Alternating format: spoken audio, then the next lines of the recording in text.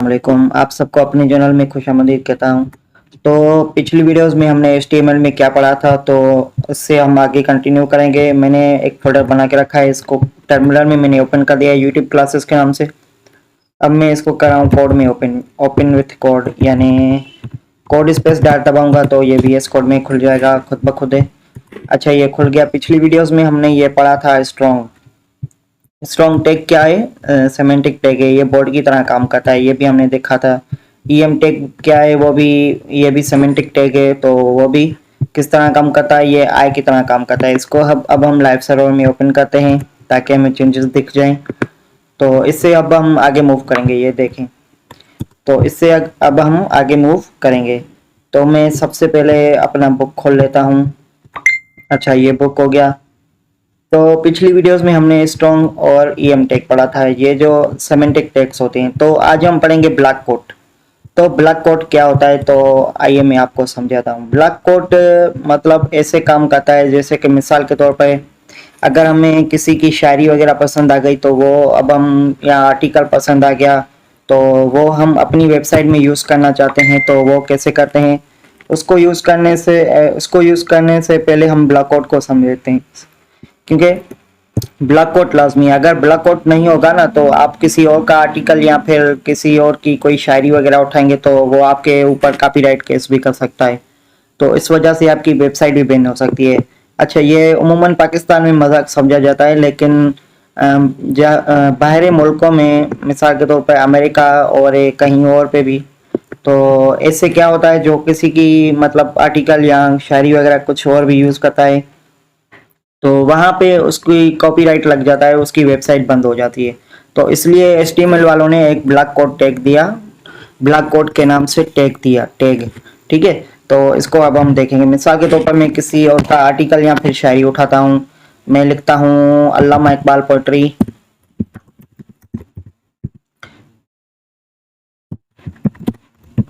अल्लामा Iqbal poetry,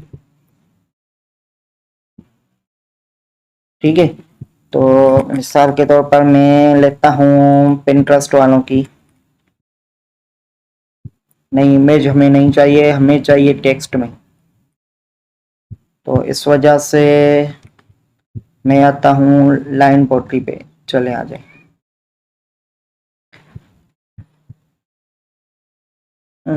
अच्छा, कोई भी हम एक और देखते हैं।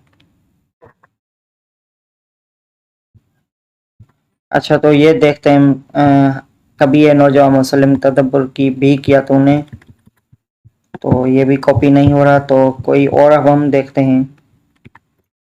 लिखता हूँ अल्लामा इकबाल पोट्री इन टेक्स्ट।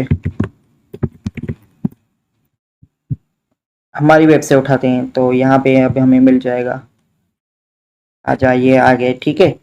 इकबाल की अजमत यहाँ कुछ और ये वगैरह, ये किसने लिखी है, तो वो भी आ रहा है। ये मरियम साहिबा ने लिखी है। तो मतलब तो अब हम शुरू करते हैं। इन सबको मैं करता हूँ कमेंट। कमेंट क्या, डिलीट करता हूँ। तो कमेंट भी मैं बाद में समझाऊंगा आपको। इन सबको मैं कमेंट करने के बजाय डिलीट करता हूँ। तो मैं आया, इसको सिलेक्ट किया, यहाँ पे डिलीट कर दिया। यहाँ पे अब मैं एक पैराग्राफ बनाऊंगा, सॉरी पैराग्राफ कह रहा हूँ, ब्लॉक कोड बनाऊंगा। ब्लॉक कोड जैसे ही मैं लिखूंगा ना, तो ये मुझे बता देगा BLOC के ब्लॉक कोड, ये ऊपर आ रहा है, ये देखिए। जैसे ही मैंने ओपन किया, तो ये इसका क्लोजिंग और ओपनिंग टैग भी बन गया। तो इसके अंदर जाके जो हमें मिसाल के तौर पर कोई शायरी वगैरह दिखानी है अपनी वेबसाइट या किसी कहीं पे भी, तो वो हम पहले पैराग्राफ में लिखते हैं। पैराग्राफ या स्पेन टैग में, वो स्पेन भी मैं आपको बताऊंगा वो क्या करता है। तो अब हम जाते हैं, ये अब हम उठाते हैं, ये आ जा भाई, ये आ गया। ठीक है, मैंने ये कॉपी कर दिया, ये शेयर मुकम्मल यहाँ पे कर दिया मैंने पेस्ट।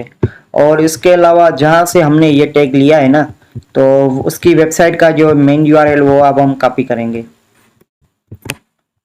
इससे क्या पता चलेगा कि ये जो कॉपी किया गया टैग है, मतलब ये जो शेयर है वगैरह, तो ये कहाँ से है, सोर्स इसका कौन सा है। तो अब हम यहाँ पे देखें साइट का एट्रीब्यूट, साइट का एट्रीब्यूट देते हैं, यहाँ पे ये हम देते हैं। तो हमने ये जो उठाया था पाथ, मतलब ये शायरी हमने अशार कहाँ से लिए थे, तो वो हम साइट में देते हैं ताकि ब्राउज़र को पता लगे कि इन भाई ने ब्लॉक कोट वगैरह यूज़ किया है तो इसकी वेबसाइट ठीक है।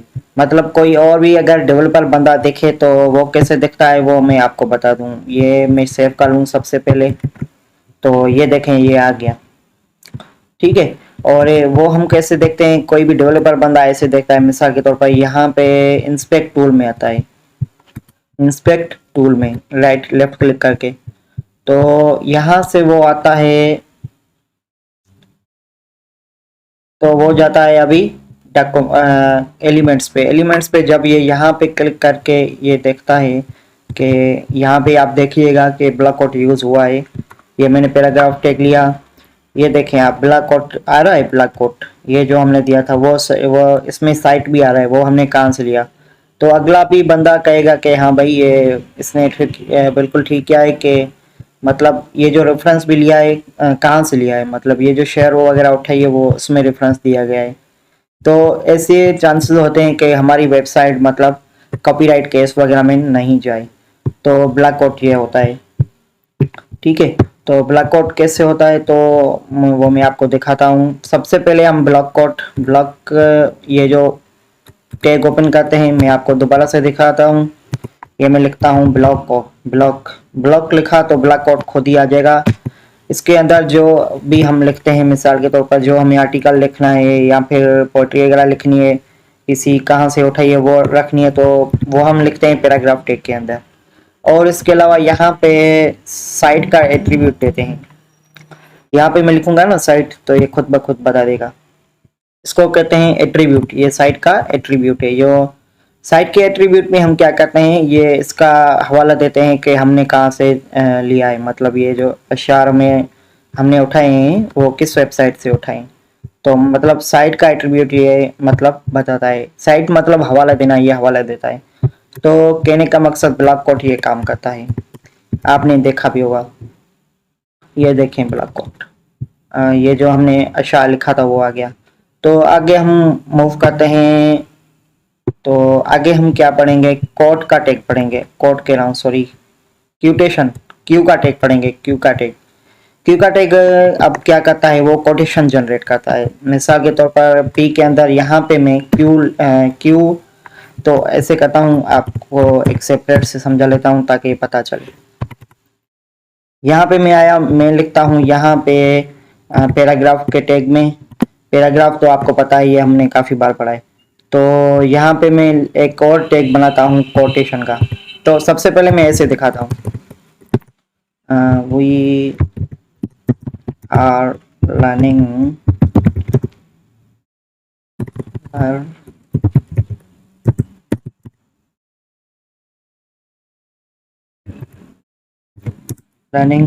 About HTML programming.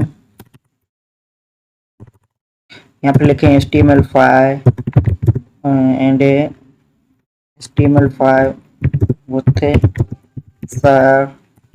अच्छा ये देखें, बस यहाँ तक काफ़ी है।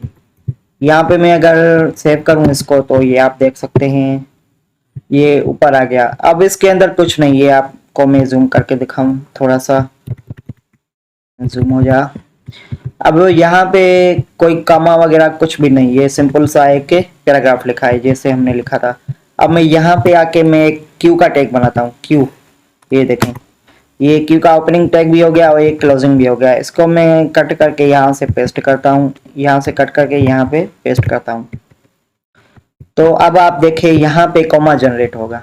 ये देखें क्यू का टैग हम क्यों यूज करते हैं, कोटेशन के लिए, मतलब ऊपर जो कॉमा आती हैं तो उसको कोटेशन कहा जाता है, इसके लिए हम यूज करते हैं। तो इन सबको मैं ठीक करता हूँ अलाइनमेंट। तो उम्मीद है आपको ये ब्लॉक कोट और कोटेशन वाला टैग समझ में आया होगा।